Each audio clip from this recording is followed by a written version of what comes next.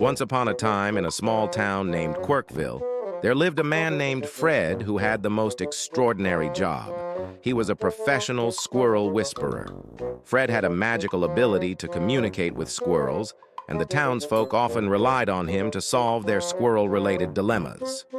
One sunny afternoon, the mayor of Quirkville, Mrs. Tibbles, called Fred to her office.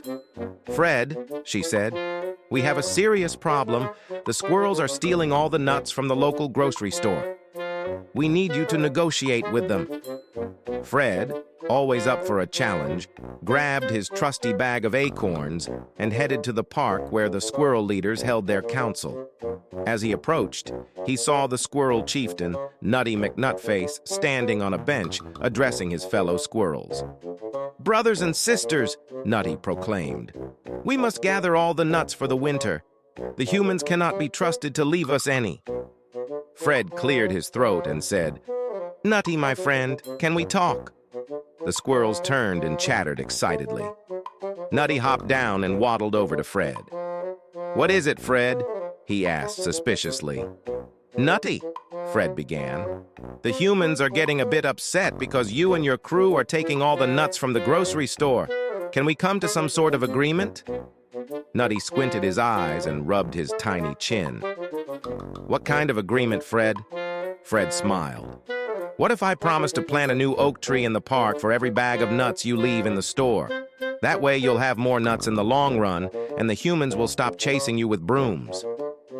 Nutty thought about this for a moment. "You drive a hard bargain, Fred. But deal." The following week, Fred was busy planting oak trees in the park, and the grocery store was finally able to keep its nut supply. The townsfolk of Quirkville were so pleased with Fred's work that they threw him a party.